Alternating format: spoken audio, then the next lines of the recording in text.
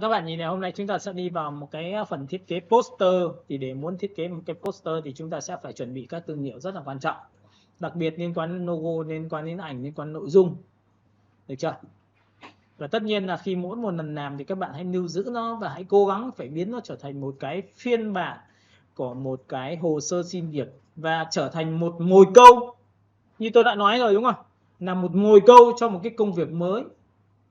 Và nếu mà chỗ mà chúng ta thả vào chỗ nhiều cá thì gì, cá sẽ cắn câu, bởi vì mồi của bạn gấp 1.000 lần so với thằng khác. Nên là các bạn có biết là rằng là để muốn gấp 1.000 lần thì bạn có phải là người làm ra 1.000 cái mồi câu đấy không? Đúng chưa? Và nhớ là phải xác định là đây là những cái bài mà thiết kế mình lưu giữ, tại vì mình còn khả năng mình còn đang đi học thì mình có thời gian để làm. Thì chính tôi thật cho bạn biết là bạn ra trường mới đi làm, tôi đố các bạn ngồi mà làm được cái bạn rất là sốt ruột luôn.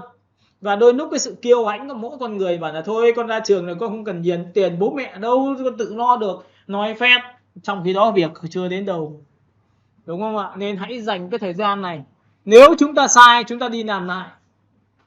Tôi đã từng có một cái comment của một cái trên mạng xem một cái bài của tôi cách đây khoảng 7 năm đến 8 năm, bảo là luôn luôn chưa bao giờ là muộn cả nếu mà chúng ta không quyết tâm. Cái lại cũng nghe những cái lời khuyên của những cái anh lớn hơn bảo là chúng ta 30 tuổi, 40 tuổi, 50 tuổi chưa bao giờ là muộn. Chúng ta phải nói rõ rằng là chúng ta đang có thế mạnh gì khi xin vào công ty, và cái thế mạnh đấy nó sẽ đáp ứng như thế nào thôi nha. Ok, vậy thì để muốn thiết kế một cái poster thì chúng ta sẽ chọn cho nó một cái khổ giấy, và khổ giấy này tôi sẽ đảo chiều. Một chiều của tôi là 1200 nhân với chiều ngang là 700 là thiết kế banner. Thì chúng ta chỉ cần tích vào đây thôi thì nó sẽ đảo chiều lại cho các bạn. Banner này có hai hình thức. Một, em xác định rằng là chúng ta in. Hai là chúng ta thiết kế một giá trị nằm dọc thì chúng ta có thể thiết kế theo kiểu 16:9. Em biết 16:9 là nó sẽ rất là hợp với những phiên bản thiết kế trên những cái nền tảng như TikTok, hoặc thậm chí là quảng cáo trong thang máy. Nhìn thấy quảng cáo trong thang máy chưa? Đó. Vậy thì các công ty về media người ta đều làm như vậy, và chúng ta có làm không thôi. Chúng ta xây dựng xong thì chúng ta phải lập ra một kế hoạch là em có thể làm được cái quảng cáo về cái truyền thông cho cái thương hiệu đấy không, bằng các video không cần phải là quá hiệu ứng, nhưng mà chúng ta chưa khởi đầu thì chúng ta sẽ không có cái thứ hai. Chả có ông nào mà đi thiết kế một phát là đẹp ngay cả, đúng không ạ? Đấy, tôi nói cho các bạn, và sau đó thì các bạn sẽ nhìn vào đây cho tôi ấn vào đây. Đây ạ, một người mới học trong vòng khoảng 3 đến 4 buổi tôi cũng cho các bạn xem cái đây là cái nhóm trực tuyến thì tôi không nói nhá. Đây các bạn nhìn nha, tôi cung cấp tư liệu để các bạn có thể làm. Bạn mới làm rất khá nhá, từ cái bài mà vừa rồi tôi vừa chia sẻ thì hôm nay tôi sẽ chia sẻ cho các bạn theo kiểu hiệu ứng là tốt hơn, không được phép dùng bút, không được phép dùng một số cái thứ rất là quan trọng, nên bắt buộc nó chỉ dừng ở mức này thôi. Nhưng khi dùng bút được thì em sẽ lại dùng liên tục, chúng ta sẽ ra những cái sản phẩm cũng có bất động sản cũng có máy giặt, cũng có rượu, được chưa? Nhưng mà đây tôi cho các bạn xem về cái bài của bạn ấy, khủng khiếp, nhìn sắc độ tốt chưa? Tiếp theo có gửi nhá, em nhìn thấy chưa? Bài cái gọi là đi mỏi tay. Và bài nào khi mà đi ra thì các bạn cũng nhìn thấy là nó cũng không phải là yếu đâu ạ nha. Các bạn cứ làm thôi, đến một độ nào đó thì các bạn đủ lớn rồi. Bây giờ các bạn cứ bảo là ví dụ bạn này có 1.000 cái sản phẩm, bạn up lên trên đấy thì tất nhiên bạn được chọn là chuyện đương nhiên, đúng không ạ? Bởi vì sao? Người ta có 1.000 cái mà xấu đẹp không biết, nhưng mà cái tỷ lệ người ta phủ nó rất là kinh khủng. Nhìn chưa? Làm đủ các thể loại, từ nội thất đến rượu đến các, nên chính vậy mà thầy góp ý cho các bạn ấy, nó chỉ là một phần. Nhìn chưa? Đây những bài mà các bạn sẽ làm tư liệu này, và các bạn sẽ thấy là một số tư liệu rất là quen, bởi vì là tôi là người cung cấp, nhìn thấy chưa nha, tôi là người cung cấp. Còn trong nhóm này tôi có cung cấp về rượu cho các bạn mới để làm, và rượu là một trong những cái ngành nghề mà chúng ta không thể nào quảng cáo được trên những nền tảng như là Facebook. bởi vì nó là chất kích thước, được chưa? Rồi, sau khi đã làm xong được cái này thì các bạn sẽ ấn vào Ctrl cho tôi, thì lúc này các bạn sẽ nhìn thấy đây là một cái ảnh. Và cái ảnh này thì các bạn sẽ nhìn thấy nó dường có màu đen và màu gì? Màu hồng. Tông màu nó vừa có đen vừa có hồng, đúng không ạ?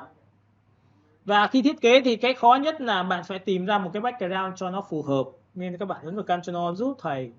Ctrl của chúng tôi sẽ là có cái gì ạ? Lúc này tôi có một cái background màu vàng. Đấy, các bạn thấy không? Hoa hồng liên quan đến việc là quảng cáo cho nước hoa. Nước hoa thì phải có hoa. Mà nước hoa mà đặc trưng cho cái ngành này thì lại là hoa hồng chẳng hạn, thì tôi chọn hoa hồng. Những cái hoa này làm thế nào để nó trở thành màu hồng thì người ta có rất nhiều cách cho các bạn. Ví dụ bạn có thể chuyển thành màu vàng thì các bạn có thể chọn ra biểu tượng là Hue Saturation. Đây là một cái công cụ của các bạn là Saturation, là cường độ của màu. Khi bạn đẩy lên nhanh thì màu rất là đậm, nó giật cái màu của các bạn lên. Bước số 2 là bạn cầm cái thanh màu này, bạn gạt sang trái hay gạt sang phải thì ngay tức nó sẽ thay đổi màu cho các bạn. Có nhìn thấy thay đổi màu chưa ạ? Đó, nhìn thấy chưa? Và tiếp theo là cái rực sang trái, rực sang phải thì cái này là giá trị về sáng tối cho các bạn. Bạn muốn tối nó đậm hơn hay sáng hơn như này, đấy là việc của các bạn, nhưng ít nhất bạn đã thay được cái tông màu cho các bạn mong muốn đã. Được chưa? Hiểu cái này chưa đã? Đấy nhá. Nhưng cái này sẽ không áp dụng trên một nền tảng ảnh của chúng ta có quá nhiều màu. Bởi vì nó sẽ dùng cái này để ám màu vào cái đối tượng của chúng ta, nên là chúng ta không có được điều đó mà chúng ta mong muốn. Ok, Ctrl Z lại thì các bạn lưu ý cho tôi, bạn có thể lập ra một layer mới và đổi cho tôi một cái màu tiếp theo, đó là màu hồng. Lúc này thì các bạn có thể chọn một cái màu hồng cho tôi như thế này và đổ màu lên, cũng là một cách. Cách thứ ba là các bạn xổ xuống và bạn chọn color thì màu của chúng ta cũng là thành màu hồng. Hiểu không ạ? Nhưng khi trở thành màu hồng thì sắc độ của chúng ta đang bị yếu thì chúng ta có thể được quyền sử dụng thêm một nền tảng nữa, đó là chọn vào level. Đấy, trông thế rồi nhưng mà nó là nền tảng kiến thức tổng hợp cho việc thiết kế của các bạn. Nếu các bạn thiết kế mà sắc độ các bạn yếu thì tôi nói thật các bạn xem lại, nhìn thấy chưa? Đây đang thiếu độ gì? Đây là tối trung gian và đây là sáng, thì tối này chúng ta đang thiếu thì chúng ta kéo vào đây. Thì các bạn có nhìn thấy không ạ? Cái màu này chúng ta đậm lên, hoặc là các bạn có thể cầm điểm này các bạn kéo vào đây để lấy đậm. Được chưa? Thì đây là cách số 2, có nghĩa là sau khi hòa trộn xong thì bạn muốn lấy sắc độ thì bạn sẽ dùng cái này cho tôi. Ok, xóa tiếp theo. Cái thứ ba là chơi một cái trò là nhuốm phong cách màu của thằng khác. Thì các bạn nhớ cho tôi là màu thằng khác, các bạn có nhìn thấy màu này chưa? Ở trong màu này nó có màu hồng này, màu đen này. Vậy chúng ta nhuốm màu bằng cách nào thì tạm thời tôi sẽ chọn vào đây. Đây là file của chúng ta là 508935. Tôi muốn nhuốm màu thằng thứ hai thì tôi chọn vào Image và tôi chọn vào Adjustment và tôi chọn vào Smart Color, là một trong những giá trị rất là thông minh. Và thông minh ở mức nào thì các bạn sẽ nhìn thấy cái năn này của chúng ta sổ xuống. Chúng ta chọn tên gọi của cái file mà chúng ta muốn nhuốm màu là cái gì nhá. Thì tên màu của chúng ta nó có phải là 07 không ạ? 07ECC35 không ạ? Thì các bạn nhìn thấy 07ECC35. Nhìn chưa? Tại vì ảnh của chúng ta đang làm là chính là 5735, nhìn chưa? Thì chúng ta chọn vào nhuốm màu theo thằng nào thì tích vào thằng đấy. Và khi tôi tích vào đây một cái thì ngay tức ảnh chúng ta thay đổi. Ảnh chúng ta có nhuốm màu hồng, cũng có tí màu trắng. Có nhìn thấy màu trắng không ạ? Và cuối cùng là chúng ta có tí màu đen, nên cái ảnh này của chúng ta nó gặp vấn đề. Chúng ta nhuốm bao nhiêu phần trăm thì tùy thuộc vào cái này. Ví dụ kéo này thì nó chỉ nhuốm vừa thôi, nhìn thấy chưa? Hơi ám màu đỏ hay là ám màu đỏ, nhưng dù sao nó vẫn được ám được cái màu mà mình mong muốn. Nên chính vì vậy khi Vi đi làm về thiết kế về blend màu, người ta phải đi tìm những cái ảnh có tông màu đẹp. Hiểu tông màu đẹp gì không ạ? Để nhuốm theo, được chưa? Đây, tôi cho các bạn xem nhá. Ctrl chúng ta sẽ chọn ra một cái phiên bản đó là phiên bản ảnh. Ở đây tôi sẽ cho các bạn xem cái này. Ảnh chúng ta là ảnh tư liệu và chúng ta sẽ có ảnh cưới, và trong khi ảnh cưới xong thì các bạn sẽ có một cái ảnh như thế này. Nha, nó có rất nhiều những cái tông màu, các bạn sẽ chọn cho tôi một cái tông màu như này. Được chưa? Và tôi muốn rằng cái ảnh này phải nhuốm theo cái màu hồng như vừa rồi thì tôi sẽ chọn Image, tôi chọn Adjustment và tôi chọn vào Smart Color. Trong phần này bạn sổ xuống chọn cho tôi là chữ 07. 07 là cái ảnh vừa rồi đấy, là cái ảnh hoa hồng vừa rồi đấy. Tích vào đây một cái. Các bạn có nhìn thấy bị nó nhuốm màu hồng không ạ?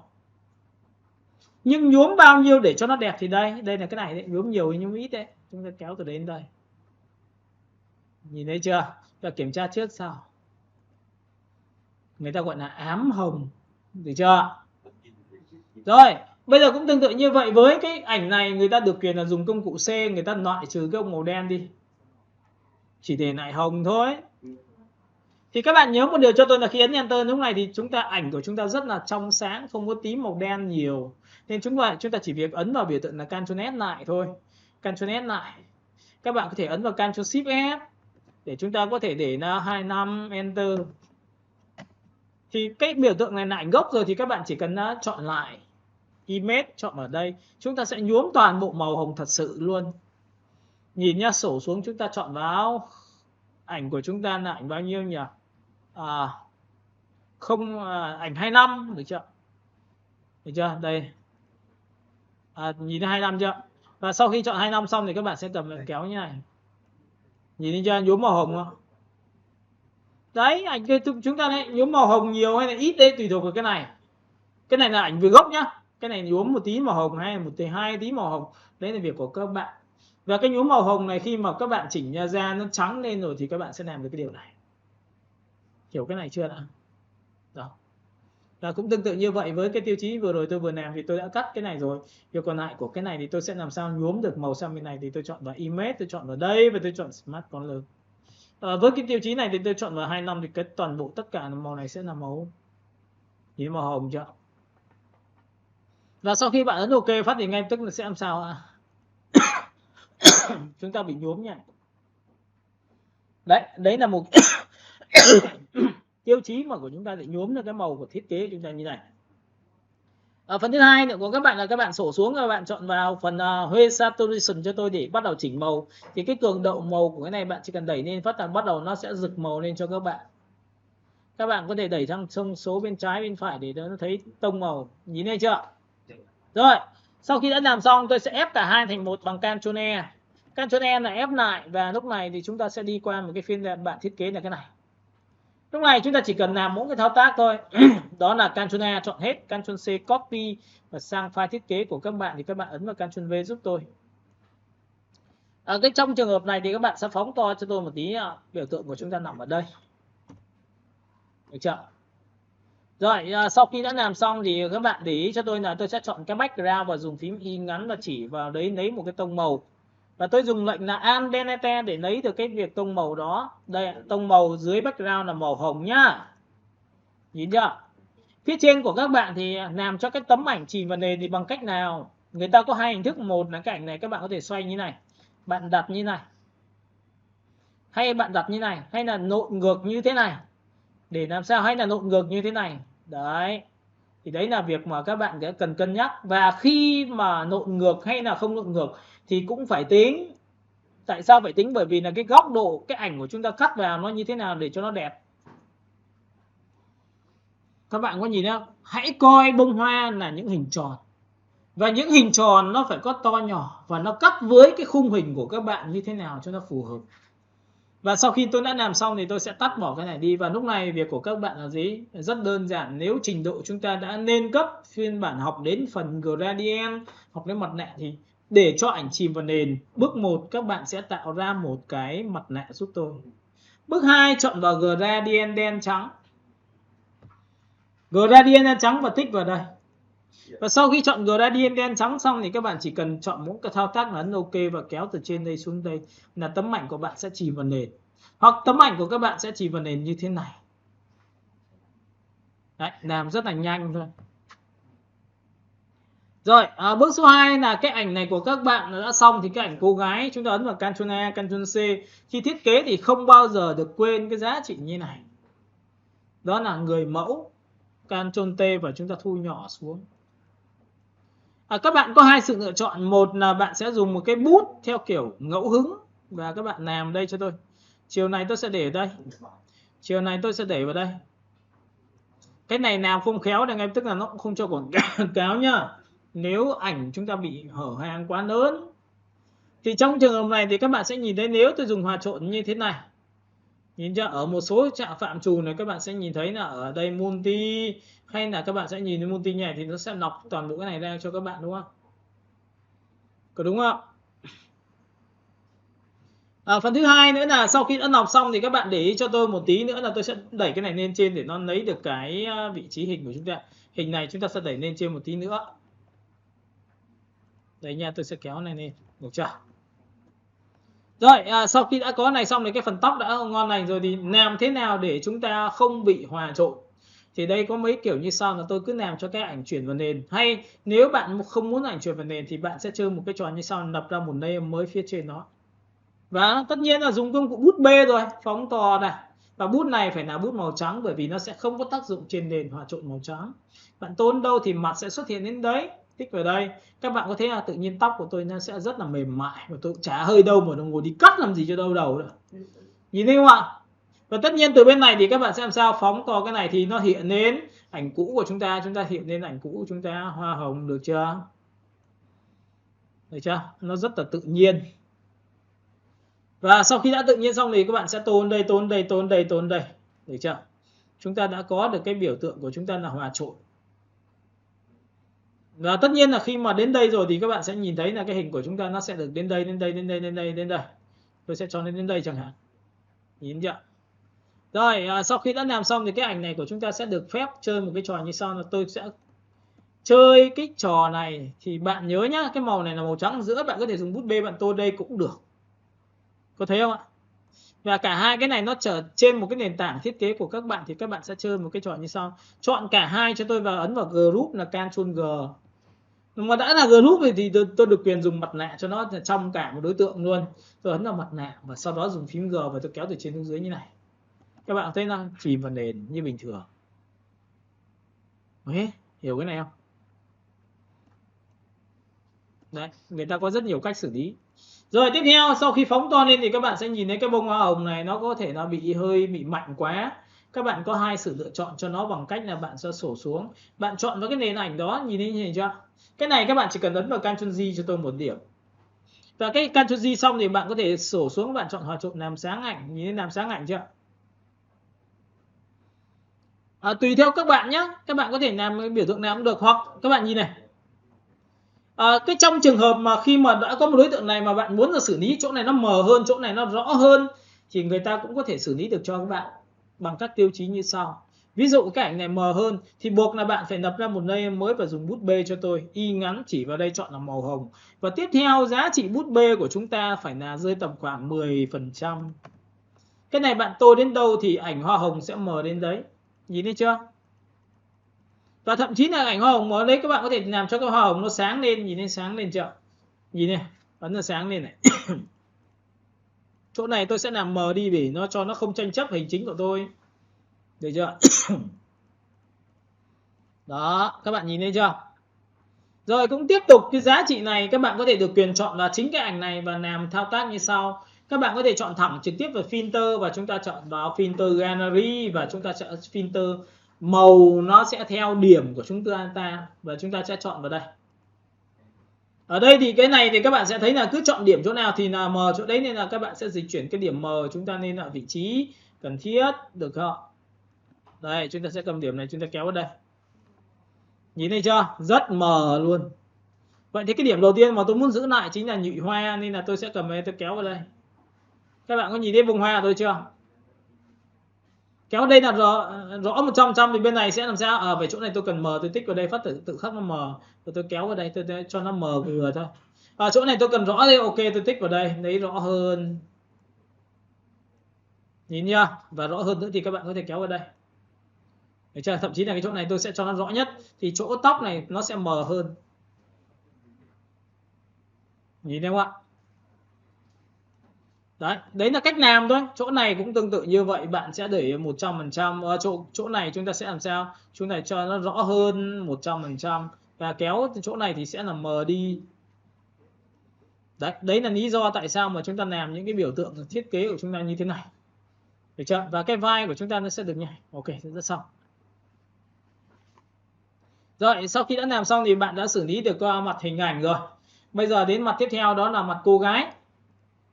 Cái cô gái này để muốn cho nó sắc nét lên thì người ta làm bằng cách nào?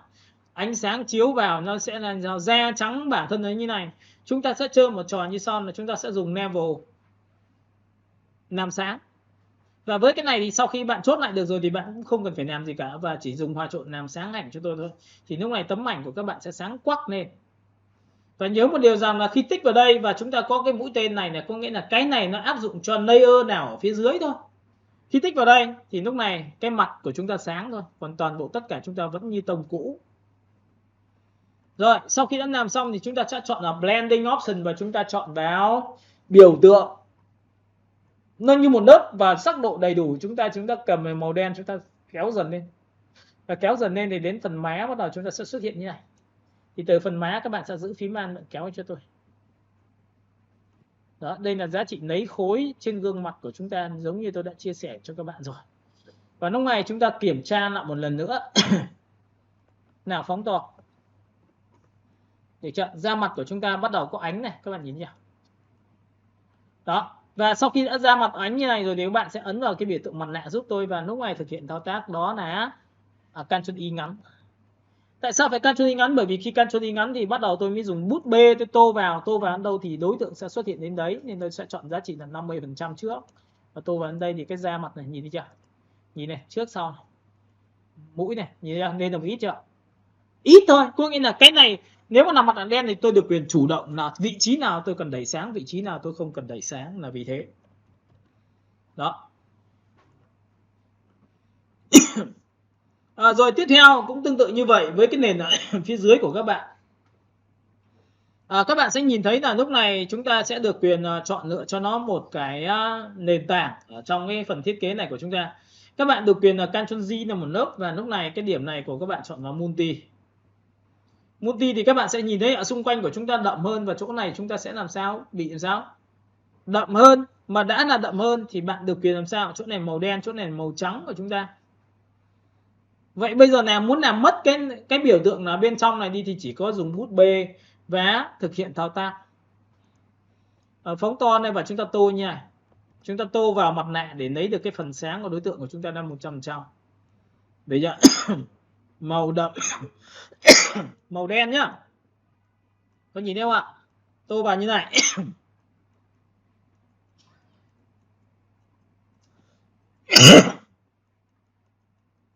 Đó. Đấy, thì như này thì các bạn sẽ nhìn thấy xung quanh bốn góc của chúng ta nó hơi tối hơn một độ.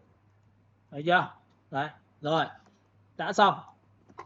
Các bạn có thể đẩy môi, đẩy mắt của cô gái hoặc như nào đó tùy các bạn nhá. Tiếp theo này.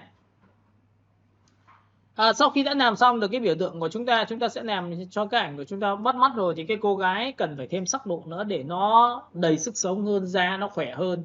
Các bạn được quyền chọn cho tôi một cái thao tác như sau, đó là sổ xuống và chúng ta chọn vào cái biểu tượng là Carbon. Với Carbon này chúng ta sẽ đẩy sáng cái da mặt của đối tượng chúng ta nên là hơi vàng một chút xíu. Đó, thêm vào sắc hồng một tí này, trước sau này. Nhìn chưa? Và vàng một tí, đây là giá trị trung gian. Tiếp theo sổ xuống thì bạn sẽ chọn vào shadow của chúng ta là cái màu mà tương phản với màu đỏ nên sẽ là vùng lạnh, nên là bạn sẽ đẩy vùng tối lạnh đi 1 độ, cái này kéo lên 1 độ nữa. Nhìn chưa? Và tất cả những giá trị này tôi sẽ áp dụng đối tượng bên dưới. Và cuối cùng highlight của các bạn chính là vùng sáng của chính da mặt của đối tượng chúng ta sẽ đẩy đỏ lên một tí và đẩy vàng lên một tí. Các bạn sẽ nhìn thấy trước và sau. Có nhìn thấy không ạ? Cái da của chúng ta nó sẽ khỏe hơn rất là nhiều khi mà chúng ta chỉnh màu. Và chúng ta hiểu được bản chất rồi thì chúng ta sẽ đẩy về. Ảnh của chúng ta đã bắt đầu tạo ổn. Được chưa? Rồi, phần thứ hai của các bạn nữa là gì ạ? Chúng ta sẽ đặt vào một cái vấn đề về chữ. Giống như là vừa rồi tôi vừa làm cho các bạn thôi. Chúng ta sẽ đặt một cái biểu tượng như sau. Các bạn lưu ý là khi mà đặt chữ thì các bạn hãy chọn cho tôi một cái phông chữ nó phù hợp nhé. Chọn phông chữ phù hợp. Được chưa? Chúng ta sẽ đánh một cái chữ như sau nào.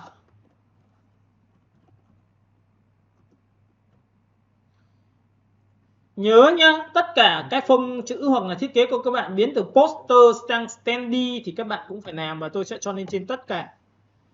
Phông chữ lúc này nó chỉ có một cái biểu tượng như này thôi. Và bây giờ bạn sẽ biến cái phông chữ này nó trở thành cái khung của bố cục. Thì để muốn trở thành khung bố cục thì bạn nhớ là cho tôi là cái phông chữ nó rất quan trọng, và đây là cái phông chữ mà uốn éo đấy. Phông chữ này nó sẽ cực kỳ có tác dụng đối với những cái bạn liên quan đến việc thiết kế về mỹ phẩm nha. Chúng ta phóng to. Trong một trường hợp như này thì các bạn sẽ nhớ cho tôi là cái chữ E của chúng ta quét qua nhé, nhìn thấy chưa? Thì khi quét qua thì các bạn ấn vào chữ E này cho tôi, thì lúc này nó sẽ mang đầy đủ những cái thuộc tính của các bạn, và sổ xuống chúng ta chọn vào thuộc tính như này để xem chữ E chúng ta có dạng gì. Thì trong trường hợp này tôi không cần phải quá uốn éo bởi vì đây là phụ, và chúng ta chỉ cần làm một cái thao tác là E như này thôi. Được chưa? Sau đó thì các bạn sẽ nhìn thấy là lúc này chúng ta sẽ có một chữ T. Những cái biểu tượng này chúng ta không cần dùng nữa thì chúng ta sẽ tắt bỏ đi, bởi vì cái ảnh chúng ta rất là lớn nên là chúng ta hay bị trường hợp như thế này. Được chưa? Chúng ta sẽ ấn vào T và chúng ta sẽ quét qua chữ Y. Các bạn có nhìn chữ Y, chúng ta có loại chữ Y thường không ạ? Tích vào đây là T.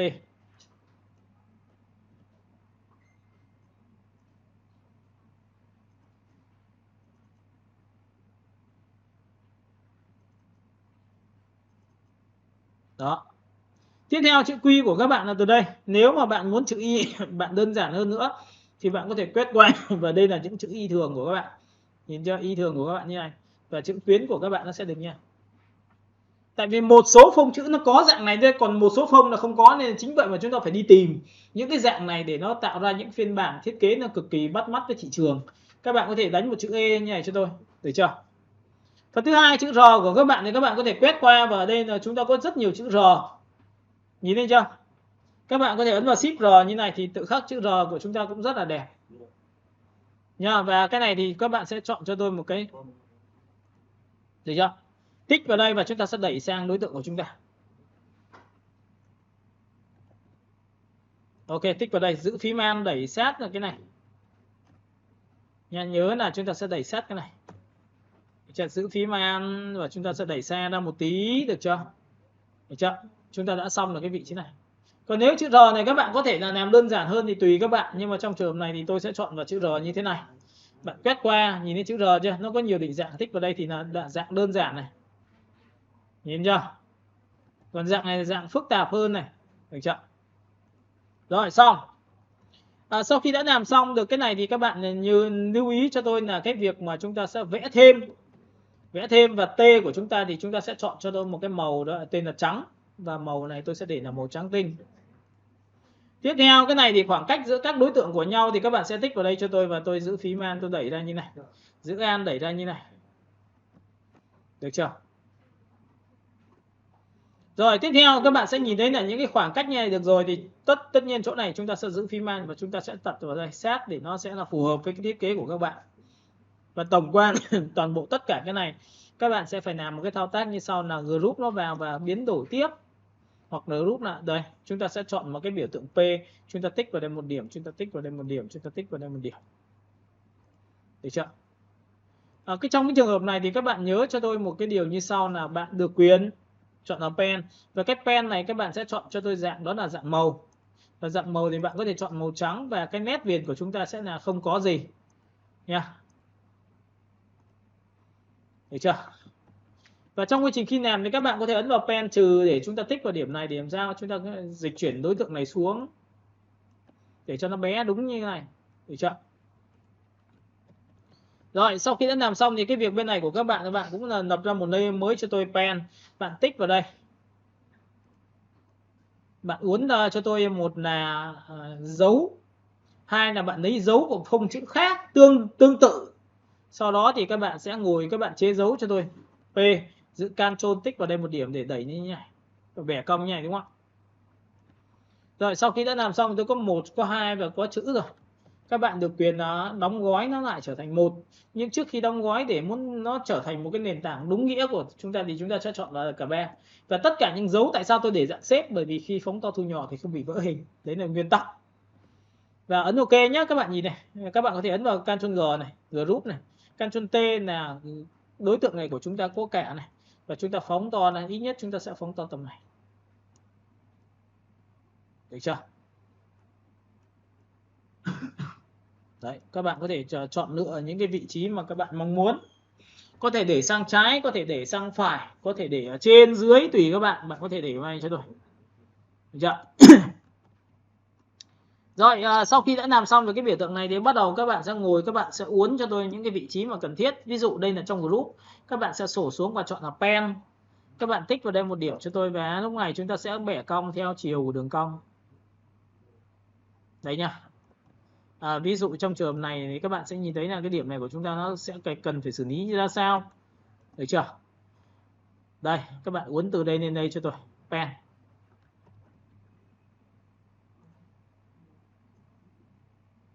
Và các bạn sẽ uốn lên đây.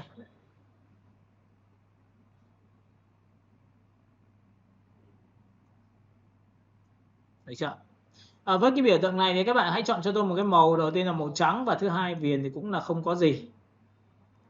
Và tiếp theo thì các bạn sẽ tích vào đây một điểm giữ phím mang, tích vào đây cánh tay đòn và bẻ cong theo chiều của đường cong.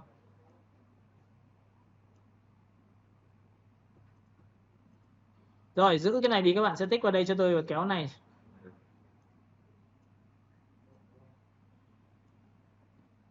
Được chưa? Rồi, sau khi đã uốn xong thì các bạn ấn vào biểu tượng là chúng ta sẽ thoát lệnh thôi. Đấy, chúng ta đã có được một cái chữ nó nối liền. Được chưa? Phần thứ hai nữa là cái đối tượng của chúng ta nó có thể nối liền tầm nào nữa thì các bạn sẽ nhìn này. Trong trường hợp này cái chữ R của tôi cần phải xóa đi. Tôi xóa bằng cách nào? Thì các bạn nhớ cho tôi là chữ R, các bạn tích vào đây cho tôi một cái chữ này. Thì cái chữ này các bạn nhớ nhá, chúng ta sẽ tạo ra một cái mặt nạ. Và sau khi đã có mặt nạ xong thì bạn được quyền làm sao? Cầm biểu tượng này cho tôi. Tích vào đây này. Nhìn này, tại vì phải chế giấu chúng ta, bởi vì không phải, ví dụ làm trên inút thì chỉ tích vào và xóa đi thì ok, nhưng mà đây chúng ta sẽ xóa như này. Đấy nha, Ctrl Z lại, chúng ta tạo ra mặt nạ này. Mặt nạ của chữ. Sau đó chúng ta sẽ chọn là pen. Và cái pen này thì bạn sẽ chọn là dạng path cho tôi. Để khi đồ hình nó không sinh ra một phiên bản layer mới. Chúng ta sẽ cầm đối tượng này kéo vào đây, chính xác đồ hình. Và chúng ta khoanh qua những cái vị trí không cần thiết. Sau khi ấn làm sao thì các bạn sẽ ấn vào Ctrl Enter giúp tôi.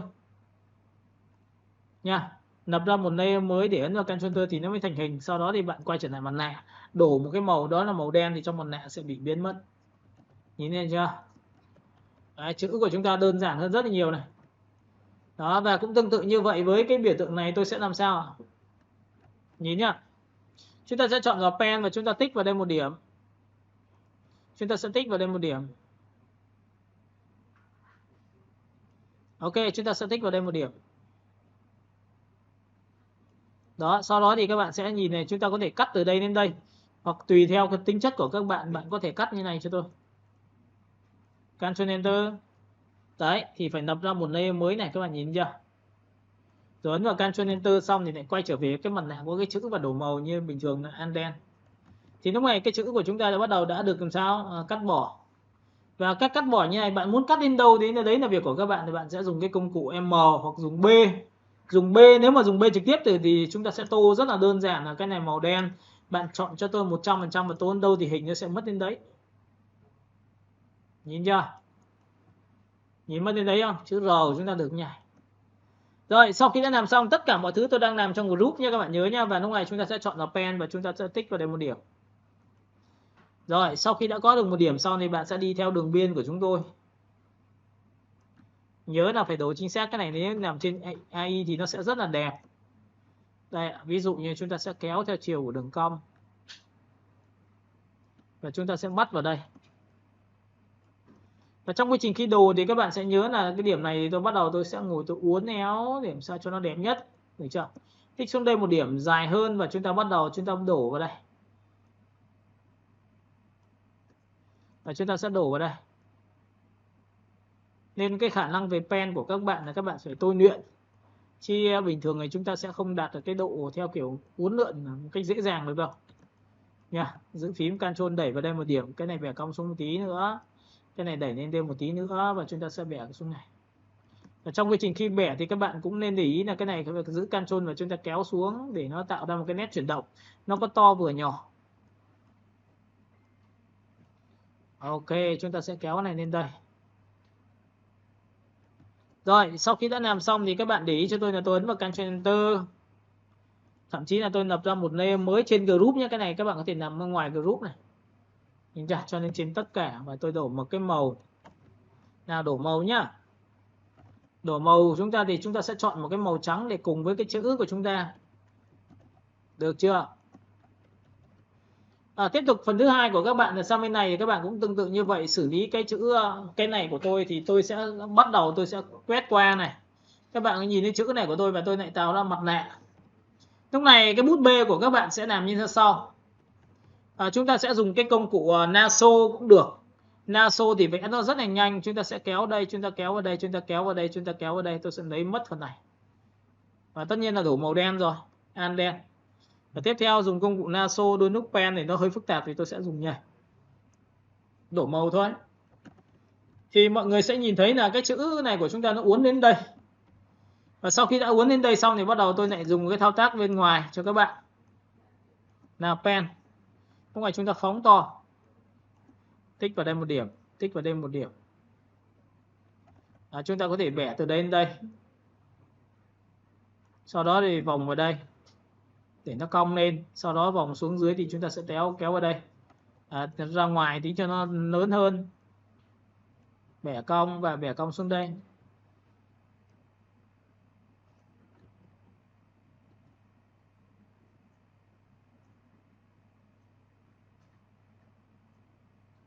Ok, giữ phím rồi. Bây giờ thì các bạn sẽ quét qua từ đây đến đây cho tôi, được chưa? Kéo lên đây và chúng ta sẽ kéo vào đây, được chưa? Ctrl Enter. Sau khi làm xong bạn lập ra một layer mới trên cùng cho tôi. Và lúc này việc của các bạn là gì? Nếu mà trường hợp này chưa thấy tròn lắm thì các bạn sẽ phải chỉnh lại. Ctrl Enter và đổ một cái màu cho tôi thì tự khắc nó sẽ được nhảy. Đấy, và lúc này thì cái đường chuyển động của các bạn nó sẽ được từ trái qua phải với hình thức như này. Nhìn chưa? Rồi, sau khi mà đã chuyển động xong mà chưa thấy ổn lắm thì bạn có thể ấn vào Ctrl Z lại như thế này và bạn uốn lại cho tôi. Ví dụ trong trường hợp này tôi sẽ bẻ cong như này để cho nó tròn trịa hơn và tôi bẻ cong lại này. Đấy, nhiều lúc mà chúng ta bẻ cong nó chưa được chính xác thì các bạn có thể đổi như này cho tôi.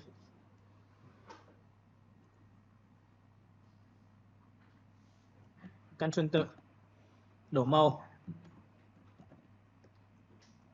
Rồi, sau khi mà đã đổ màu xong được cái chữ của chúng ta rồi thì chúng ta có một cái chữ nữa là chữ dài nâu trong đây. Chúng ta có thể chọn vào. Rồi, phông chữ này thì các bạn có thể phóng to cho tôi thì phông chữ bình thường nó sẽ được đặt nhầm đây. Và T của chúng ta thì sẽ chọn một cái phông chữ nó có thể là nét gì. Nhìn này chưa? Chúng ta chọn vào A, Huyền. Được chưa? Với tất cả những cái này thì các bạn sẽ ngồi, các bạn sẽ ấn vào Ctrl T và thu nhỏ lại cho tôi như này và chúng ta sẽ được thực hiện thao tác này. Chúng ta có thể đặt như này. Có nhiều trường hợp là bảo mạnh dạn là đặt thẳng vào trực tiếp từ đây cho nó gấu. Được chưa? Tại sao đặt vào trong đây được? Bởi vì là lúc này các bạn được quyền chơi một cái trò như sau. Đó là bạn sẽ chuột phải thẳng trực tiếp vào cái biểu tượng chữ của chúng ta và có mặt nạ rồi thì chúng ta dùng bút B thu nhỏ cái đầu bút lại và tô đây thì tự khắc nó mất. Nhìn này chưa? Chúng ta có thể xử lý được như này mà. Được chưa? Và thậm chí là chúng ta có thể xử lý được như này mà. Đó, có nghĩa là trước và sau của các bạn, thậm chí là những cái biểu tượng của các bạn bạn vuốt như này để cho chỉ vào nền. Chỗ này các bạn vuốt vào nền để các bạn có thể tạo ra những cái chữ như thế này. Được chưa? Rồi tiếp theo. Đối tượng này của các bạn thì các bạn nhìn đến layer 7 của chúng ta đúng không ạ? Bình thường theo thông lệ bình thường thì các bạn sẽ dùng một cái thao tác như sau. Tôi sẽ dùng qua mặt nạ. Dùng qua mặt nạ nhá, các bạn nhìn này. Chúng ta dùng gradient đen trắng và kéo từ trái qua phải thì cái hình của chúng ta chìm vào nền. Nhìn chưa? Và đã chìm vào nền thì người ta sẽ có một cái phương thức như sau là bạn sẽ sổ xuống và chọn hòa trộn. Thì có phải nó tan theo kiểu này không? Nha, đây là cái mà các bạn mong muốn thì các bạn có thể làm như này. Hoặc các bạn có thể dùng cái phương pháp như sau là bạn không dùng hòa trộn nữa. Được chưa? Cái này bạn được quyền dùng hai thủ pháp như sau, bạn sẽ dùng công cụ thứ hai. Tôi sẽ ấn vào layer này và tôi dùng công cụ M và tôi quét qua vị trí bên tay phải. Lúc này chúng ta dùng công cụ Shift F6 là mềm vùng chọn sau khi vẽ. Đấy nhá, người ta có thể kết hợp nhá. Một là bạn sẽ dùng mặt nạ cho tôi và dùng gradient đen trắng kéo này thì nó sẽ chìm vào nền. Mà đã chìm vào nền rồi thì nó sẽ hiểu theo sắc độ là gì? Cứ hòa trộn ở dạng số 2 thì có phải nó lan tỏa như này không? Và sau khi lan tỏa như này xong thì dùng công cụ M và quét qua phần này cho tôi và dùng công cụ Shift F6. Lúc này chúng ta chọn vào 30% thì nó là mềm, chúng ta chỉ việc chọn vào filter, chọn vào blur, chọn vào Gaussian blur, có nghĩa là càng blur thì nó sẽ làm sao tan rã như thế. Nhưng cái trường hợp này thì các bạn có thấy là tôi đang chọn mặt nạ không? Chọn chính đối tượng, filter, blur, chọn vào Gaussian blur. Có nhìn thấy hàm này chưa? Và sau khi đã có cái hàm này xong thì các bạn để ý cho tôi là người ta có hai sự lựa chọn, một là hòa trộn, hai là không hòa trộn. Tuấn ok. Nhìn thấy hạt của tôi chưa? Và cái hạt này các bạn được quyền là nhân bảng lên làm 2 bằng Ctrl J thì có hai lớp. Lớp số 2 này các bạn sẽ chọn vào trạng thái đầu tiên để cái việc sắc nét của các bạn phải có. Đây là sắc nét đấy. Còn cái trường hợp thứ hai của các bạn, cái hình này là ở phía trên này, nhìn nha, cái dưới này, nhìn chưa? Thì cái này các bạn sẽ chọn vào cho tôi mặt nạ và lúc này tôi dùng bút B để tôi tô nó mất hết đi cái đường này để nó rõ, nó lan tỏa như này. Đấy, làm một cái đối tượng như này thì chúng ta cũng phải mất hình này, chọn 1, chọn 2 và sau khi làm xong bạn có thể ấn vào Ctrl E F là thành 1 thì lúc này nó là đối tượng thường, là một đối tượng thường rồi, nhưng nó khác nhau chỗ này, nó chấm này thôi nha. Rồi cũng tương tự như vậy chúng ta sẽ phóng to qua bên này và chúng ta làm bên này nốt bên này, nhìn thấy không ạ? Cái đường bên này thì các bạn nhìn thấy nha, nó không được chuẩn chỉnh lắm thì các bạn có thể được quyền vẽ lại để làm sao cho nó vẽ đẹp hơn. Chúng ta sẽ ấn vào đen, được chưa? Chúng ta sẽ chọn vào biểu tượng cái hình của chúng ta, chuột phải quyến rũ và tôi sẽ ấn vào B, màu này màu đen này tôi tô cho nó mất từ đây đến đây đi, được chưa? Sau đó thì làm gì ạ? Chúng ta sẽ lập ra một layer mới trên cùng.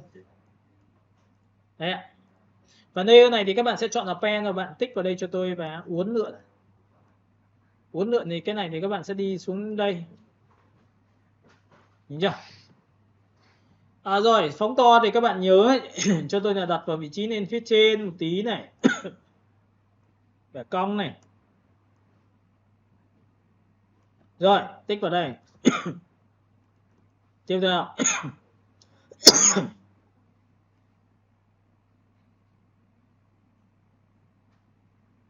Giữ phím Ctrl và chúng ta sẽ bẻ xuống. Và chúng ta sẽ bẻ xuống đây.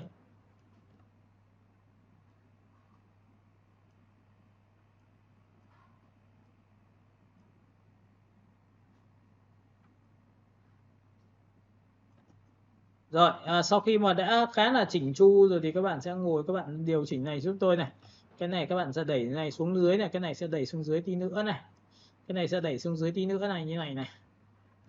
Được chưa? Và chúng ta sẽ giữ phím Ctrl và chúng ta bẻ nó như này cho tôi. Chừng nào mà khi bạn thấy ổn rồi bạn ấn vào Ctrl cho tôi và lập ra một layer mới nhá. Đổ màu đầu tiên là màu trắng này. Hiểu ra chưa? Bước số 1 các bạn tạo ra một cái mặt nạ và dùng gradient đen trắng là G và kéo từ trái qua phải như này. Được chưa? Và khi kéo như này thì nó kéo mờ đến đâu thì hình sẽ được đến đấy. Bước thứ hai nữa của các bạn sẽ dùng cho tôi hòa trộn nám. Nhìn chưa? Đấy, thì cái G này của các bạn nhé, bạn muốn làm như nào? G đây, các bạn kéo đây cho tôi rõ hơn này. Rõ hơn tí nữa này. Đó, thì bạn sẽ dùng hòa trộn cho tôi đầu tiên là nám một đối tượng. Bước số 2 dùng công cụ M và quét qua đối tượng đó và dùng công cụ Shift F6. Làm mềm vùng chọn dầm 30 và bắt đầu chúng ta chọn filter, chúng ta chọn blur và chúng ta chọn vào Gaussian blur. Nhìn Gaussian blur nó tạo ra những cái biểu tượng chưa? Bởi vì nó nhòe thì nó hình đẹp nha. Nếu bạn chưa hiểu được điều đấy thì tôi sổ xuống tôi chọn cho bạn nha. Nhìn thấy cái độ nhòe chưa? Như này thì nó mới có độ nhòe cho các bạn. Rồi, sau khi đã làm xong thì bạn nhớ nhân bản cái này làm 2 cho tôi bằng Ctrl J. Cái đối tượng phía trên thì các bạn sẽ không cho nó thuộc tính là hòa trộn nữa. Nhìn chưa? Không hòa trộn nữa. Đây. Và cái này các bạn chỉ việc làm sao? Ví dụ nếu trong trường hợp này mà các bạn muốn cho nó đối tượng dưới thì đối tượng dưới của chúng ta sẽ chọn vào đây và mặt nạ chúng ta bút B, chúng ta tô vào đây là mất hình. Để nó chỉ chấm đến đây thôi. Sau khi đã làm xong cả hai, bạn ấn vào Ctrl E cho tôi thì tự khắc chúng ta có được cái biểu tượng mà chúng ta mong muốn là làm như này. Hai bên đều có lan tỏa như này. Được chưa? Rồi, sau khi đã làm xong được tổng quan toàn bộ đối tượng đó thì bây giờ các bạn có thể được quyền chọn cho tôi một cái bút đầu B. Cái bút này thì các bạn sẽ thu nhỏ cái giá trị này xuống, ví dụ đầu bút nó bé thôi. Nhìn chưa? Và cái đầu bút thì các bạn sẽ nhớ cho tôi là cái bút của chúng ta phải chọn là bút cứng. Độ to nhỏ thì nó chính là cái này, tầm này. Và tiếp theo nữa thì các bạn sẽ phải chọn cho tôi một cái F5 để điều chỉnh được cái đầu bút đấy, để nó điều khiển được cái độ giãn của đầu bút này. Thứ hai là cái đầu bút của chúng ta lan tỏa to nhỏ này. Thứ ba là bay lên trên bay xuống dưới này. Thứ tư là transfer là chúng ta sẽ có xa gần này. Và lúc này sau khi đã làm xong được tất cả các tiêu chí mà cài đặt cái đầu bút rồi thì các bạn chỉ cần việc dao vẩy ra. Các bạn nhớ cho tôi là các bạn thu nhỏ là bạn vẩy ra như này. Nhìn chưa? Đấy, có thể thu nhỏ đầu bút lại để có thể vẩy vào đây để nó tạo ra những cái đường mà to nhỏ cho các bạn này, to nhỏ đây thì cũng tương tự như vậy, bạn sẽ vẩy vào đây cho tôi. Đây là đầu tiên mà các bạn sẽ làm này. Sau đó thu nhỏ đầu bút lại thì các bạn sẽ vẩy vào đây. Nó tự tạo xa gần cho các bạn, yên tâm một điều như thế nhá. Được chưa? Đó, các bạn sẽ nhìn thấy là những cái điểm chấm chấm này của chúng ta là tự làm ra hết. Hiểu cái này không ạ? Rồi, sau khi mà đã làm xong được cái tiêu chí hình của chúng ta được rồi, các bạn có thể chọn vào chữ dài lâu đã xong và mọi thứ đã ổn rồi. Các bạn có thể cho cái vị trí của chúng ta ở dưới một cái nền gradient. Ctrl O. Trong cái phần này thì các bạn nhớ cho tôi là chúng ta chỉ cần chọn vào phím G và chúng ta chọn một cái màu sắc, thì cái này là sẽ là màu tông đậm. Chúng ta sẽ chọn vào tông màu đậm. Tiếp theo từ cái này các bạn sẽ chọn cho tôi một cái tông màu đậm thứ hai. Tiếp theo các bạn sẽ đẩy cái này lên và cái này là chính là đậm nhất. Đấy, thế thôi, sau khi mà đã chọn xong thì các bạn sẽ ngồi bạn kéo cho tôi ấn OK. Cái điểm này không cần thiết nữa, tôi có thể lấy được điểm này đến sang điểm này thôi. Rồi bây giờ thì chúng ta kéo giá trị là gradient theo hình tròn thì các bạn sẽ nhìn thấy đây là cái tâm điểm của chúng ta đã trình bày đã xong. Được chưa? Cái chữ này của chúng ta thử một phương án là chúng ta sẽ cho nó to lên như này có được không? Nhìn chưa? Đấy nhá, nó có rất nhiều những cái yếu tố của các bạn, và lúc này chúng ta được quyền là chọn vào copy, chọn vào cái này, chọn vào cái này và chọn vào cả cái group này. Các bạn sẽ kéo hoàn toàn xuống dưới cho tôi, nhìn thấy chưa? Nha, kéo cái chữ dài nâu này, copy cái toàn bộ cái đối tượng của chúng ta này. Được chưa? Chúng ta cầm đối tượng này kéo xuống dưới này, giữ shift để cho nó thăng bằng này. Được chưa? Đó, sau đó thì cái chữ dài lâu này của các bạn sẽ ấn vào Ctrl T và phóng to lên. Chúng ta bẻ cong lên như này.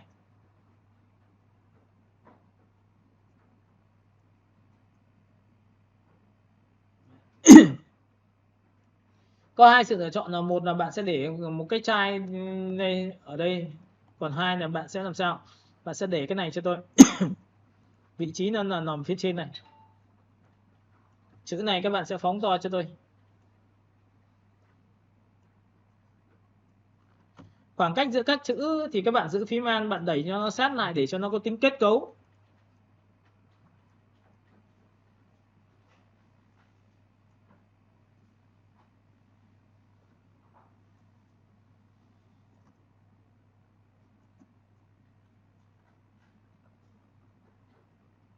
Nhé, tùy theo tính chất là ví dụ bạn đặt vào như này thì nó sẽ là phù hợp với cái thiết kế của các bạn. Sau đó thì nếu mà đặt như này thì buộc là các bạn sẽ phải chọn đối tượng 1, chọn đối tượng 2 và chọn cả cái group và đẩy sang trái cho tôi. Nhìn chưa? Thì lúc này cái chữ này của các bạn sẽ lệch sang phải là nó hợp lý này. Nhìn chưa? Rồi Ctrl T và chúng ta sẽ phóng to cái này ra một tí nữa. Cái bút B đầu trên này của các bạn là nhìn lên chuột phải, chọn vào cái nê số 7 chưa? Bạn dùng bút B giúp tôi. Và chúng ta vẩy ra như này để nó tự nhiên hơn, để nó đi tiếp những cái thứ mà các bạn đang định hình. Đó.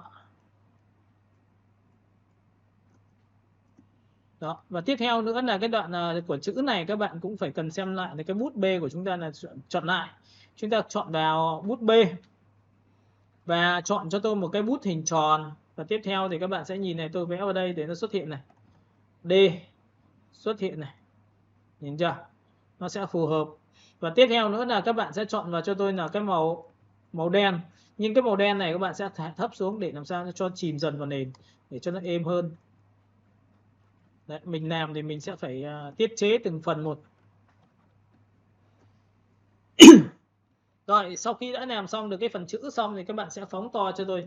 Và cái chữ dưới của các bạn được quyền làm sao? Được quyền dùng cho nó một cái gradient chuột phải, chọn vào blending option. Nhưng trước khi có một cái blending option thì các bạn có thể đặt cho tôi một cái vị trí. Ở đây thì nó có cái ảnh cho các bạn được. Ctrl O. Chúng ta sẽ chọn vào vị trí của đối tượng của chúng ta và thực hiện phương pháp là cắt. Với cái cắt này thì các bạn sẽ dùng pen, nhớ nhá. Chúng ta sẽ dùng pen. Chúng ta tích vào đây một điểm, chúng ta tích vào đây một điểm. Chúng ta sẽ đẩy lên đây một điểm.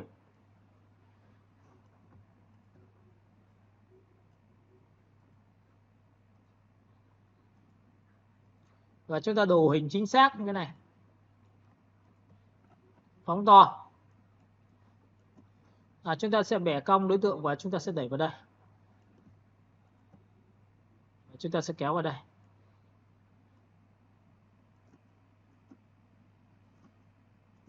Ok, chúng ta kéo vào đây.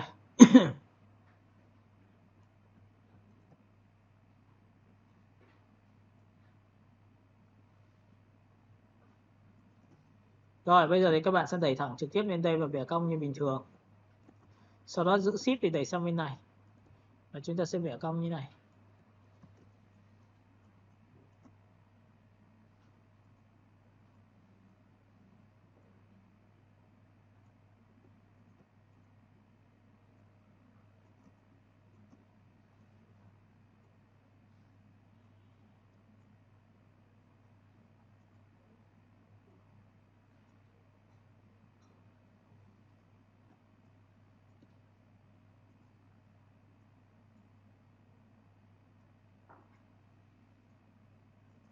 Ok, chúng ta sẽ đẩy vào đây. Chúng ta sẽ làm kỹ cái phần này. Rồi, các bạn kéo xuống dưới một tí nữa và chúng ta sẽ bẻ cong. Sau khi làm xong thì ấn vào Ctrl Enter và Ctrl X thôi. Còn đấy trực tiếp đối tượng của chúng ta sang và chúng ta ấn vào Ctrl V. Lúc này các bạn ấn vào Ctrl T giúp tôi nhá. Chúng ta sẽ thu nhỏ cái đối tượng này và thực hiện thao tác là đặt ở vị trí. Được chưa? Ở đây có hai sự lựa chọn cho các bạn. Nếu bạn đặt bên trái như này, phóng to này, nhìn chưa? Thì các bạn có thể đặt những cái ảnh nhỏ bên tay phải của các bạn, hoặc là bạn thử đặt ở vị trí trên đây hay là trên đây. Nhìn thấy chưa? Đặt ở vị trí đây thì chữ của các bạn sẽ phải kéo xuống dưới. Nhìn nhá, chúng ta sẽ có một cái chữ như này. Enter. Chúng ta sẽ chuột phải chọn vào biểu tượng của chúng ta. Đây, tôi sẽ đặt như này để nó lấy độ tối của cái ảnh này, đặt vào đây. Chuột phải chọn vào một chữ, chuột phải chọn vào hai chữ, chuột phải chọn vào ba chữ group và chuột phải chọn vào 4 chữ như này. Được chưa? Đây, chuột phải nha, chọn vào vị trí số 1 này. Đấy, các bạn có thể lăn chuột lên 1, 2, 3 và group này. Nhìn chưa? Đây, từ cái này đến cái group này, bạn kéo xuống này. Nhìn chưa? Nếu mà đặt trong trường như này thì các bạn sẽ nhìn thấy là cái hình của chúng ta đặt ở đây và chúng ta phải làm bóng. Còn nếu mà chúng ta đặt như này thì chúng ta sẽ đặt một là bạn sẽ đặt bên trái và có 3 cái hình ảnh bên tay phải của các bạn. Tùy theo tính chất nha. Chúng ta sẽ chọn vào đây. Và với cái hình này thì các bạn nhé, một là bạn sẽ đặt sang phải cho tôi hoặc đặt sang trái. Ví dụ trong trường này cái nọ này đặt đây thì bạn có thể điều tiết lại là các bạn sẽ đẩy hoàn toàn cái này lên trên đây. Đây là cái sản phẩm bạn mong muốn. Tiếp theo phần tư cộng của các bạn này chọn vào đây, chọn cả cái này. Group này các bạn sẽ đẩy sang này và ấn vào Ctrl T để thu nhỏ lại toàn bộ. Nhớ nha, thu nhỏ lại toàn bộ cái hình này, đặt như này. Được chưa? Và tất nhiên là sau khi làm xong những đoạn này thì các bạn sẽ phải đặt cho tôi những hình ảnh mà các bạn mong muốn, nhưng mà trường hợp này tôi để nguyên. Đấy, nó có rất nhiều những giải pháp lựa chọn cho các bạn.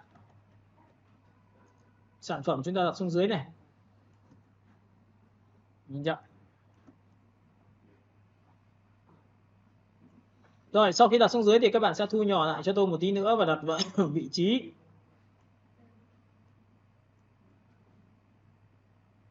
Rồi, sau khi đã có xong cái vị trí này thì các bạn sẽ chọn cho tôi một cái hiệu ứng. Và hiệu ứng đây thì các bạn ấn vào Ctrl G và Ctrl T cho tôi và kéo giữ Shift kéo từ trên xuống dưới. Sau khi đã có kéo từ trên xuống dưới xong thì bạn chỉ cần dùng cái thao tác là tạo làm các mặt nạ và dùng phím G kéo từ trên xuống dưới như này. Nhớ là chúng ta sẽ chọn vào gradient đen trắng nhá. Để làm sao? Kéo từ như này nó sẽ được rõ này. Chọn theo hình thức bóng này. Và bình thường tôi sẽ kéo từ điểm này xuống điểm này. Kéo xuống dưới một tí nữa. Được chưa? Rồi, chọn vào 1, chọn vào 2 của đối tượng của chúng ta và chúng ta sẽ thấp xuống một tí nữa.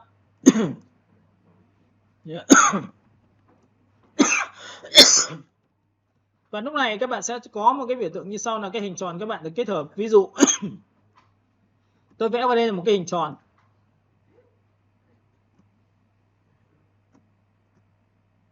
Sau khi làm xong bạn lập ra một layer mới, bạn đổ cho tôi một cái màu. Và sau khi đã có màu xong thì bạn có thể giữ phím Alt, bạn copy đây cho tôi là hai cái hình tròn đều nhau. Và sau khi đã có hai hình tròn đều nhau thì bạn sẽ chuột phải Ctrl O cho tôi và lúc này chúng ta đưa cái hình ảnh vào. Ví dụ trường hợp đầu tiên tôi sẽ đưa vào một cái ảnh. Các bạn nhìn này. Ví dụ ảnh này là tôi sẽ đưa vào. Đây là ảnh chân dung này, Ctrl E, M. Chúng ta quét vào cái chân dung như này. Nha. Và chúng ta có thể dùng cái Shift M để có thể làm sao? Phóng to thu nhỏ nhỉ. Ctrl X. Sau đó thì các bạn sẽ tắt file này đi để cho nó nhẹ hơn. Sau đó sang cái file thiết kế của chúng ta thì chúng ta sẽ dàn đều nhé. Các bạn nhìn này, chuột phải này, chuột phải này. Nếu mà đặt như này thì bên này khoảng cách này chúng ta phải lớn nữa.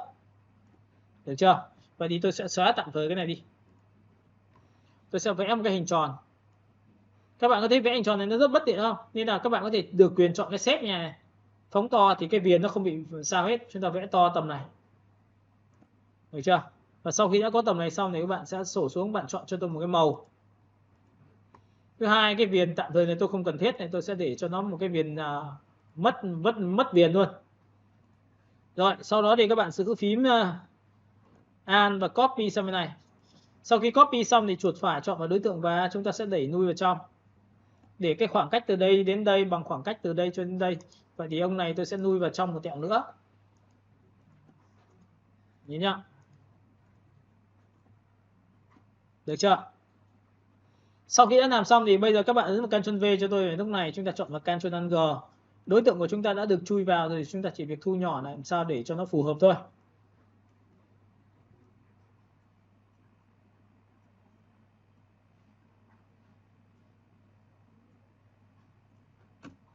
Tiếp theo các bạn sẽ chuột phải chọn cái thứ hai và ấn vào Ctrl O cho tôi và lúc này chúng ta sẽ tìm đến một cái ảnh.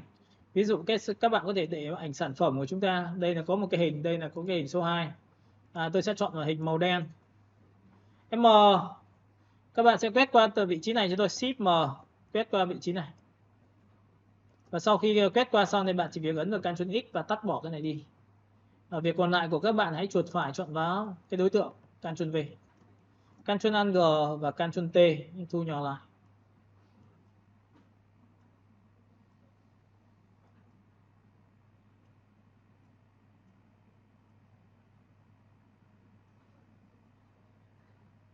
Được chưa? Rồi, sau khi đã làm xong được tổng quan toàn bộ đối tượng, lúc này chúng ta được quyền cho nó một cái giải pháp ở xung quanh ngoài viền của nó bằng bao nhiêu. Bạn có thể được quyền lựa chọn cái hình tròn và lúc này vẽ ra. Cái biểu tượng vẽ ra như này thì các bạn có thể dùng thoải mái trong cái trường hợp này. Lập ra một layer mới và tất nhiên tôi sẽ đổ một cái màu y ngắn. Đổ màu. Và sau khi đổ màu xong tôi cho xuống dưới tất cả và cho lên trên này. Được chưa? Tôi đã có một cái viền như này rồi. Và cái viền này muốn dùng được thì phải dùng hòa trộn overlay để màu nó cùng tông màu. Và sau khi đã dùng cùng tông màu xong thì dùng công cụ M và quét vào nó. Shift F6 là mình vùng chọn và tôi xóa đi. Đây. Sau khi đã có cái viền số 2, giữ phím Alt và tôi kéo sang bên này tôi có cái viền số 2. Và đối tượng của chúng ta đã có được cái hình ảnh như thế này. Rồi, sau khi đã làm xong thì bắt đầu các bạn có thể làm những cái biểu tượng phát sáng ở cái viền đối tượng bằng cách như sau. Chuột phải giữ phím Alt, tôi copy đây. Tôi đẩy ra 100% cho các bạn xem. Và M thì tôi sẽ làm sao quét bỏ cái này đi. Nhìn nhá, M này. Tôi sẽ vứt bỏ đi phần phía dưới. Shift F6. Và xóa đi. Và sau khi xóa xong thì cái này tôi chỉ cần chuột phải chọn là blending option nhá. Cái này muốn tạo ra sự phát sáng, các bạn bỏ thuộc tính này cho tôi. Phần thứ hai chọn vào thuộc tính hòa trộn, đó là color. Với color này ấn OK thì các bạn sẽ đẩy vào đây cho tôi.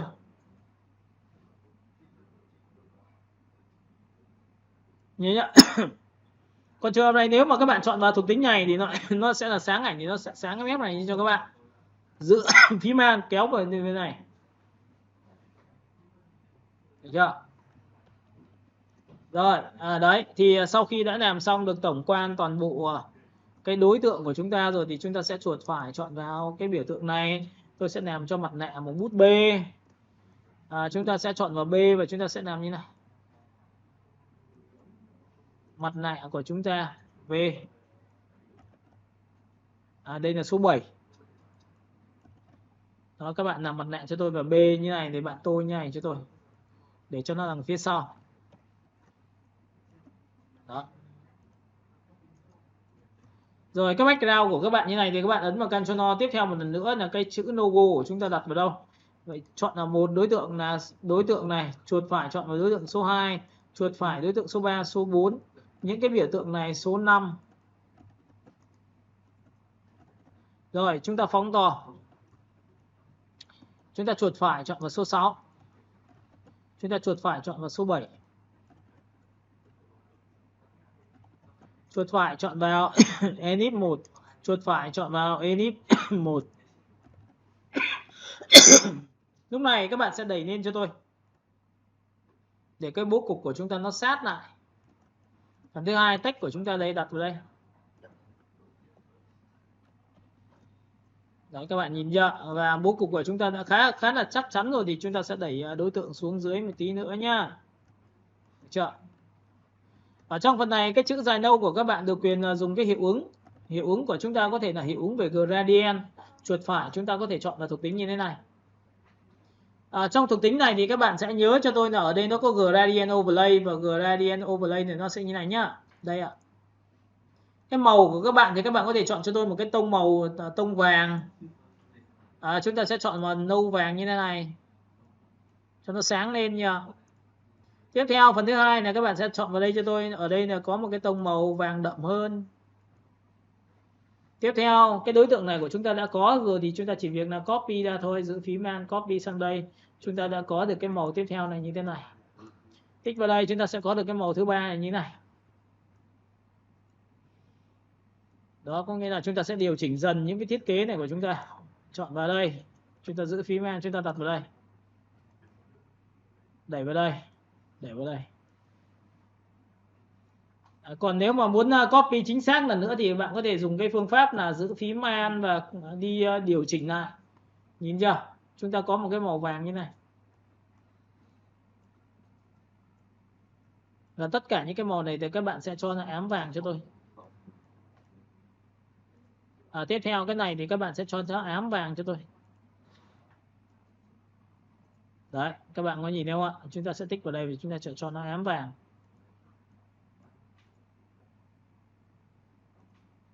Đấy, các bạn nhìn thấy không? Và sau khi đã có được cái biểu tượng này xong thì các bạn sẽ chọn cho tôi thuộc tính. Đầu tiên là chuột phải chọn là blending option nhá. Đã xong một thằng này. Ở đây bạn được quyền chọn cho tôi là drop shadow thì nó tạo ra bóng. Nha, khi chọn nó bóng thì các bạn sẽ tích vào đây cho tôi một cái thì nó có bóng này. Bóng của chúng ta là dạng gì? Sổ xuống. Hoặc là chúng ta có thể chọn một cái hình thức như sau là viền, cũng là một cái cách. Lúc này trong trường hợp này thì các bạn sẽ cho nó size nó lớn lên, cho nó đậm màu để nó nhấn nhé.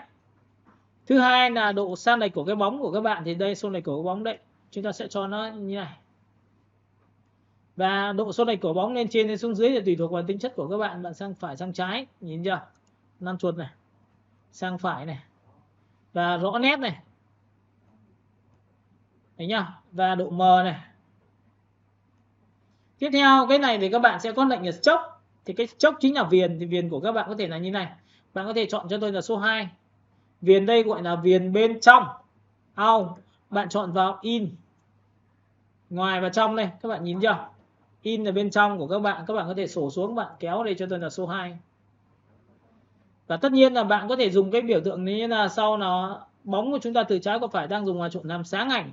Bạn có thể chọn vào overlay để màu nó sẽ như này hoặc là như thế này. Nhìn chưa? Tiếp theo bạn chọn vào inner ground là bóng bên trong đối tượng thì bạn thích vào đây cho tôi. Bóng lúc này thì các bạn sẽ chọn là phát sáng. Thì bạn sẽ chọn size này, nhìn thấy chưa?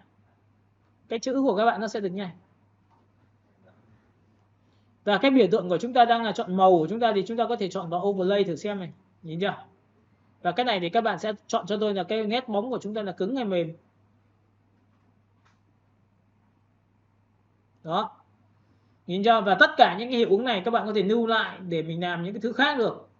Inner ground, đây là bóng đối tượng ở đây. Ví dụ bạn muốn tạo khối thì bạn có thể tích thẳng vào trực tiếp cái blending này. Nha, chữ của chúng ta đã xong, chúng ta ấn OK. Đây các bạn nhìn chưa? Và cái biểu tượng chữ này như tôi đã nói cho các bạn biết là nếu bạn thích cái phong cách chữ này, bạn có thể lưu nó lại ở phần style. Ở đây các bạn sẽ có biểu tượng bánh xe, nhìn thấy chưa? Chúng ta có thể lưu nó lại hoặc là export nó ra tùy theo tính chất của các bạn. Nha. Đây, nhìn chưa? Chúng ta sẽ có biểu tượng như này. Và tất nhiên là chúng ta sẽ lưu nó lại hay là như thế nào đấy là tùy các bạn. Bạn có thể cho nó vào một cái biểu tượng mà bạn mong muốn. Ví dụ new style.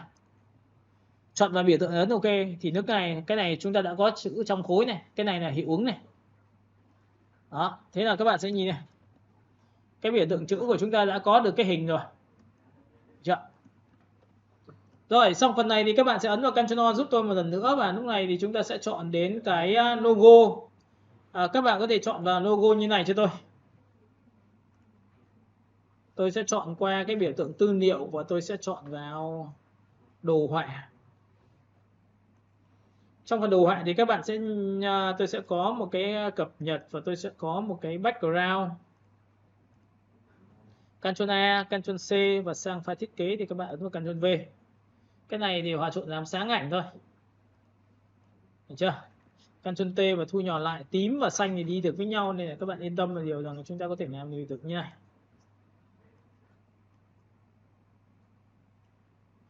Nếu mà trường hợp mà các bạn muốn rằng cái màu sắc của chúng ta nó đúng thì các bạn ấn vào Ctrl Shift U để nó trở thành đen trắng. Nhìn chưa? Nó sẽ được như này cho các bạn. Đây là một kiểu hoặc là cái đối tượng này của chúng ta đã được xong. Tiếp theo cái hình này của các bạn nhìn này. Cái background chúng ta đã xong rồi, chúng ta sẽ có cái hiệu ứng rồi, chúng ta có hiệu ứng về bóng, các bạn có thể thiên về bóng đổ hay là như nào nữa thì tùy theo tính chất của các bạn có thể phủ vàng hay phủ bạc. Ctrl O chúng ta sẽ chọn vào biểu tượng background, Ctrl A, Ctrl C và sang file thiết kế thì Ctrl V. Cái biểu tượng này thì các bạn sẽ đẩy thẳng trực tiếp lên đây và dùng hòa trộn làm sáng ảnh. Với biểu tượng sáng ảnh như này bạn thu nhỏ lại để lấy được cái biểu tượng nhấp lánh như thế này. Để chúng ta có thể lấy được cái biểu tượng ở phía trên, dưới, trái, phải.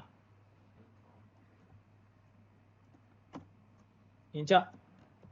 Và với biểu tượng này thì các bạn chỉ cần được quyền làm sao chọn cho tôi một cái mặt này và dùng bút B phóng to lên, đầu bút này chúng ta sẽ đi qua phần mặt này, đi qua phần vai này biến mất này, lấp lánh ở phía trên rồi. Đó, sau đó thì bạn giữ phím man rồi bạn kéo xuống dưới cho tôi về. Cái này thì các bạn sẽ đẩy xuống dưới thì nó sẽ được như này, V này. Được chưa? Và đã xuống dưới được như này, lấp lánh như này, xong thì bạn chỉ việc làm sao tạo ra cái mặt nạ cho đối tượng và B. Các bạn có thể chọn vào đây. Nó sẽ vẫn nhuyễn màu cho các bạn nhìn này.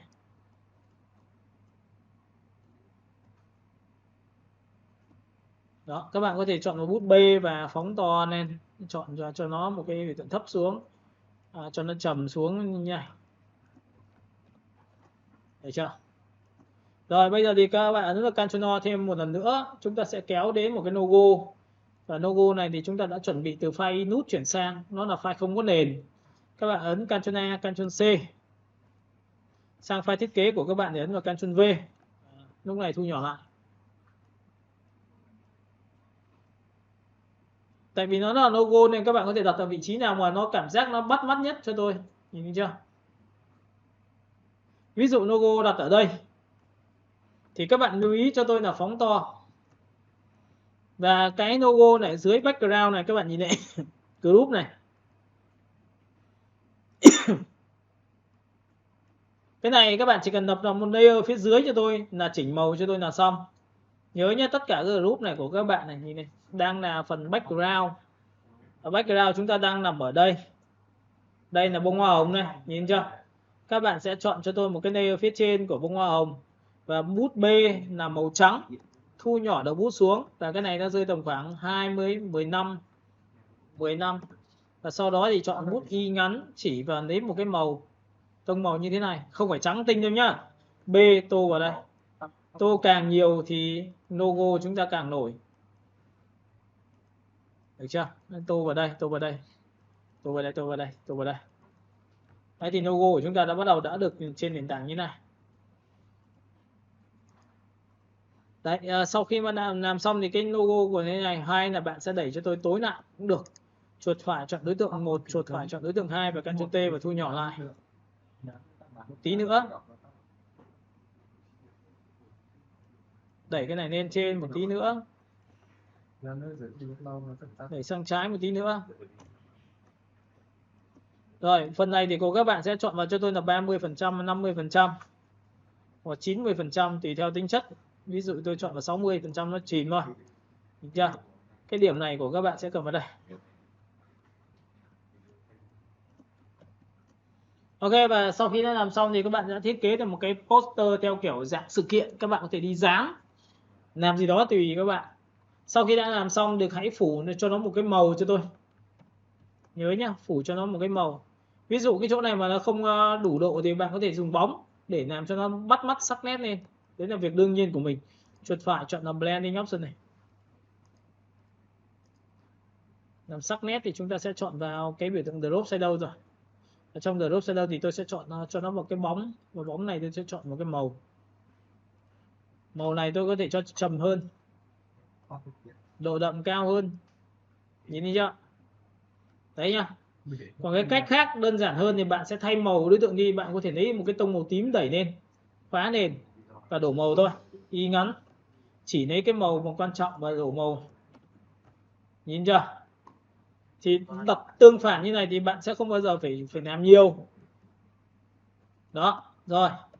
Sau khi làm xong thì hãy phủ lên cho nó một cái màu như sau bằng cách chúng ta sẽ sổ xuống.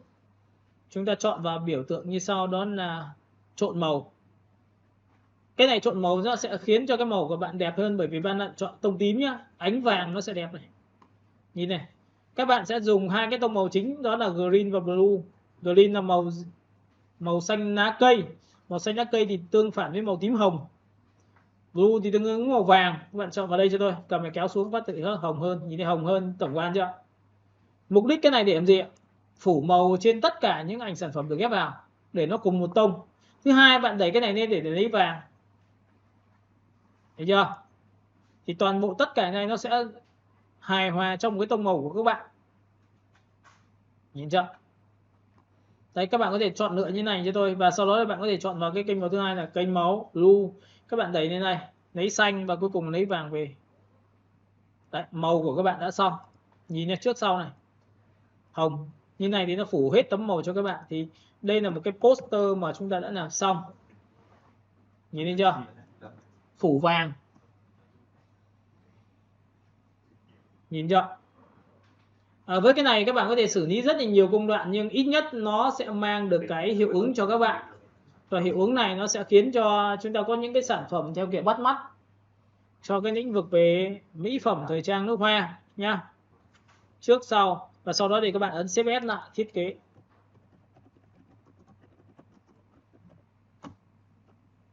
Được chưa? Rồi. Việc còn lại của các bạn sẽ thiết kế cho tôi một cái sản phẩm nước hoa. Tôi sẽ gửi cho các bạn tư liệu, sau đó thì các bạn sẽ biến đổi và làm cho tôi bố cục khác với những hiệu ứng mà tôi vừa làm cho các bạn hôm nay. Ở đây nó có bút, có blending option. Trong blending option thì tôi đã dạy cho bạn về cái cách lưu những cái style lại khi các bạn mất công chỉnh. Thứ ba là các bạn dùng hòa trộn. Thứ tư là các bạn sẽ dùng từ các phiên bản để làm ra cái chữ uốn nắn, xong rồi vẽ thêm. Đó thì mới làm ra được cái này.